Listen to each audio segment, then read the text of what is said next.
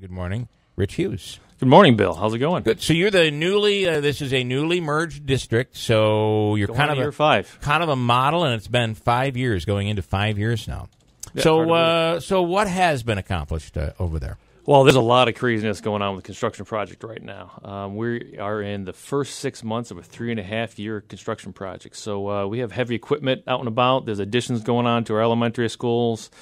There's a wing of the high school that is wide open now that no longer exists, that we're going to put a 21st century learning space in, which actually is going to be partly a cafeteria as well, where kids can collaborate. That's really a lot neat. of good things going on. And then we had test results come out this week, and we're excited about those, actually. So let's talk about the before, and this is something that people, I don't think, somebody had called up recently and said, you know, those scores were really high before, and now look at the scores at CVA since the merger. Not true. Mohawks were a little higher. Ilians were down, and then I think there was Herkimer and Proctor. So basically around the bottom of the list. Consistently, Mohawk was a little bit higher before the merger. Mm-hmm. Ilian scores, and even after the merger, Central Valleys has been towards the bottom consistently across the BOCES, and even in our region as a whole. Yeah. So what do the numbers show? Well, we got a lot of growth going on. We've had a number of our teachers and our staff that have been willing to, do some things differently and really focus on best practices. They jumped in, and we've seen huge gains in our math. So much so that we went from being at the bottom of our BOCES, which is 10 schools, to second. Wow. So that's just the beginning of this movement forward. We've seen huge gains in our writing. We focused on a program with that to make sure kids can explain what they're trying to do and what their points of view, like you guys were talking about Colin Kaepernick. Right. He's done a very good job of explaining what he's trying to explain, Colin Kaepernick. One of the things that I remember, because I was living in Ilion during the whole merger thing, and it was like a civil war, by the way. Families, anytime you want to merge. Remember, it started out as 4 schools, went to 3, and then 2. Anytime you want to change. You're right. Change from the norm. Everyone, what? Yeah. And it's an easy campaign. No, it was easy to sell. I mean, we're seeing this with the hospital program, the project they're doing here in Utica. So one of the big issues, though, was kids, when they go off to college, they're way behind. Other students, their classmates, when they go on to these schools, are way ahead of them because programs aren't offered. Talk about the improvements there. Have there been those big improvements at CVA? At the high school level alone, we had one of our teachers in the math department again, because they've been the first ones to really jump on updating the curriculum, making it tough. It's not about more math problems.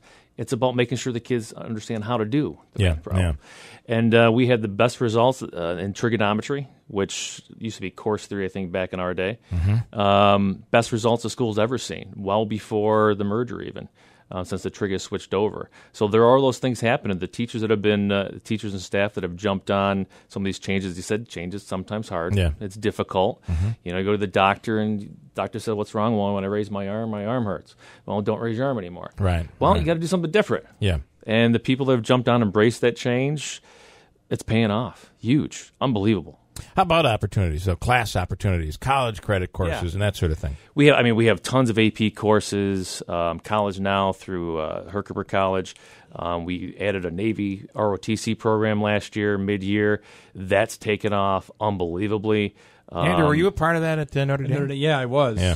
It was actually a really great program, and a lot of community service comes out of that, and a lot of other fundamental, teachings of like leadership and that stuff. wasn't available. That wasn't available down in the valley. No, not any school in the entire valley had it. Wow. Actually, Gunner was probably your instructor back at Notre Dame, probably at one point, because he was there and he went to what the Proctor started their program, and he's starting ours, and he's just knocking it out. That's awesome. Yeah, 50, 60 kids sign up right away. Wow. Did you have Gunner?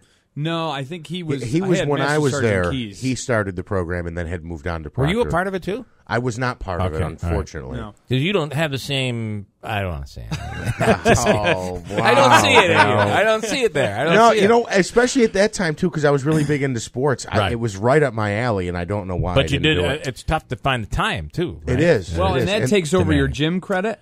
Yeah. Never hasn't. You get into something here. We chase That's all right. the shiny things. Squirrel. Yeah. Ultimately, though, I think that when you have a merged district, and this is just not any merged district, this is two key rivals in sports and in community rivals. Oh my goodness! I've heard stories of when the wrestling matches. People would be standing outside on the roof looking in. Absolutely. I mean, that's crazy. Those were my days of. It was incredible. Oh, awesome! And there were the battles outside the gym. So you have real. There was I don't want to say a hatred, but there was a real rivalry.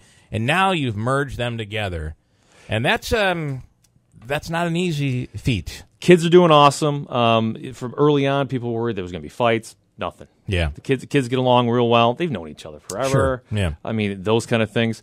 But the one thing that comes across, there is some people that think just because they're poor or because of whatever zip code they come from, the kids can't do it. Right. Not true. If you give the kids the opportunities and raise expectations, it happens. I mean, use an example from our primary school.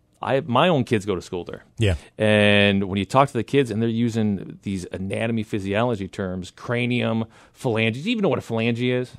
Keep moving. Keep moving. Okay. Yeah. Keep moving. It's fingers and toes. Yeah. Didn't know that. Having a 4-year yeah. quick quiz this morning. That's how we got. Thank you. But using these anatomy terms for the parts of the body and bones and such. Yeah. When a 4-year-old's coming back and saying that, and That's then kids big. want to dress up as a skeleton using these terms, our kids can do it. We just got to give them the opportunity.